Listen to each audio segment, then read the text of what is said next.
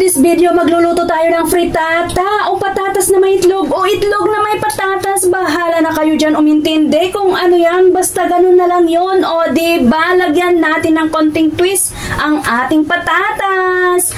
Ang mga kasangkapan na kakailanganin natin ay itlog, patatas, cheese na pampasarap, puting sibuyas, asparagus at mantika. Ang una natin gagawin ay balatan ng patatas at hiwain ito sa maliliit na pakwadrado. Ganun din ang asparagus. Ikat sa pahalang na hiwa na may habang kalahating pulgada. Pagkatapos, iset aside muna natin ito. Ngayon, kunin ang itlog at i-break na sa isang mangkok na may lamang gatas na press. At saka batihin ito ng pagkabilis-bilis. Ayan, batihin ng batihin ng batihin. Ayan, nabati na. Isunod na ilagay ang kinayod na cheddar cheese. Then, paghaluing maigi, ihalo ng ihalo ng ihalo. Then, sit aside mo muna. Yung nga pala, magtabi nga pala ng kinayod na cheese para sa pan-toppings mamaya. Sa isang maliit na pan, magpakulo ng tubig at pag kumulo na, ipisok o ilagay ang patatas at pakuluan ng 4 na minuto. Lagyan mo nga pala ng konting asin yung tubig. Pagkatapos ng 4 na minuto, isunod na ilagay ang asparagus at pakuluan ulit ng 1 minuto. Pagkakulo, tanggalin sa apoy at paliguan ng malamig na tubig para di siya magtuloy-tuloy na maluto ba, di siya ma-overcook. Meanwhile, ipainit mo muna ang palayok gaya ng pagpapainit niya sa'yo, saka mo na ibuhos ang mantika gaya ng pagbuhos mo ng pagmamahal mo sa kanya.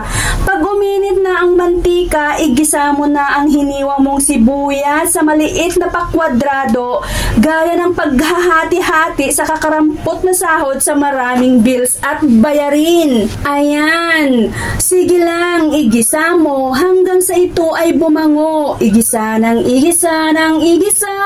Ayan, pag nagisa na, pwede mo nang ibuhos ang binati mong pinaghalong itlog at cheese pampaimas. Ibuhos mo ito ng dahan-dahan at siguraduhin pantay-pantay ito na babagsak sa palayok. Pagkatapos, isunod mong ilagay ang patatas at asparagus, pero siguraduhin mong pantay-pantay ang pagkakalagay, ha? Ayan, wag maging favoritism. Ayan, ilagay mo lang ng ganyan. Iganyan-ganyan mo lang. Pag nailagay mo na, ayan, iwarikiwik mo na ang itinira mong cheese pampaimas. Oo, ganyan lang. Iwarikiwik mo ng pare-parehas para maglagyan lahat. Pag natapos mong ilagay ang cheese pampaimas, ayan, i-fry mo muna ng ilang minuto hanggang sa ito'y maluto. Mga 7 minuto siguro siya pwede na. Ayan, pagsapit ng 7 minuto, pwede mo nang baliktarin. Gaya ng pagbabaliktad ng kapitbahay mo sa mga kwento niya, ganun.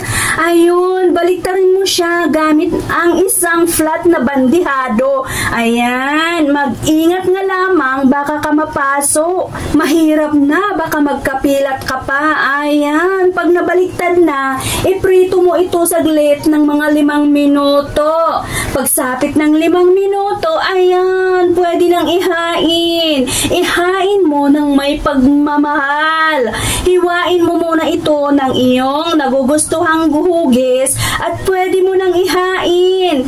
Pwede nga pala itong pang breakfast, lunch o brunch. O diba? Para sa iba nga, pang dinner na ito. O diba? Mainam na pagkain para sa mga ayaw ng karne. Nakakabusog, kaya wag mag-alala. Ayan, ayan. Enjoy, enjoy. Ayan, ayan. Enjoy, enjoy. Yan ang ating simpleng recipe for the day. Hanggang sa muli, ingat sa mga mani, mga pare.